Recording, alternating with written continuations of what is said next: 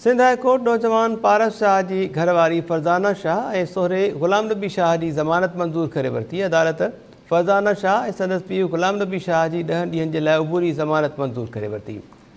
अदालत जवाबदारनि खे 10 ॾींहनि अंदरि ट्रायल कोर्ट सां राब्तो करण जी हिदायत ॾिनी आहे। नौजवान पारस शाह की घरवारी फरज़ाना शाह जो चवणु आहे त असां बेगुनाह आहियूं, पुलिस सां सहकार करण जे लाइ तयारु आहियूं। सिंध हाई कोर्ट नौजवान पारस शाह की घरवारी फरज़ाना शाह ऐं सोहरे ग़ुलाम नबी शाह की ज़मानत मंज़ूर करे वरिती आहे। अदालत फरज़ाना शाह ऐं संदसि पीउ ग़ुलाम नबी शाह की 10 ॾींहनि जे लाइ उबूरी ज़मानत मंज़ूर करे वरिती। तफ़सील मालूम कयो था टाइम न्यूज़ कराची के रिपोर्टर नज़ीर मेमून खां। नज़ीर, छा तफ़सील आहे हिन मां वटि?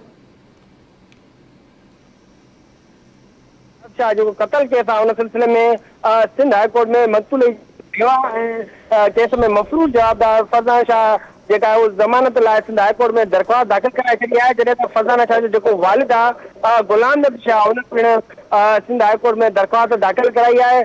जॾहिं त अदालत फरज़ाना शाह ऐं संदसि जेको वालिद आहे उन्हनि खे 10 ॾींहनि जी जेका अबूरी ज़मानत आहे उहा मंज़ूर करे वरिती आहे। अदालत जवाबदारनि खे 50-50 हज़ारनि जे मचल नवाज़ी जेका ज़मानत आहे उहा मंज़ूर कई आहे। अदालत जवाबदारनि खे 10 ॾींहनि अंदरि ट्रायल कोर्ट में जेको आहे पेश थियण जो जेको आहे हुकुम बि ॾेई छॾियो आहे। जॾहिं त मक़तूल जी जेका घरवारी आहे पारस शाह जी जेका बेवा आहे फरज़ाना शाह उनजो चवणु आहे त मां ऐं जेको संदसि पीउ आहे उहे बेगुनाह आहियूं, पुलिस सां सहकार करण लाइ मुकमल तयारु आहियूं। असांखे जेका आहे ज़मानत ॾिनी वञे उन सिलसिले में सिंध हाई कोर्ट जेको आहे ॿिन्ही जवाबदारनि जी 50-50 हज़ारनि एवज़ जेका ज़मानत आहे उहा मंज़ूर करे वरिती आहे। वाज़ेह त ही हैदराबाद में पारस शाह जो जेको आहे घर मां लाश जेको आहे उहो हथु आयो। उन सिलसिले में केस दाख़िल करण खां पोइ मक़तूल जी जेका घरवारी फरज़ाना शाह ऐं संदसि वालिद ग़ुलाम नबी शाह उन्हनि ज़मानत लाइ सिंध हाई कोर्ट सां राब्तो कयो, जंहिं ते अदालत ॿिन्ही जवाबदारनि जी ज़मानत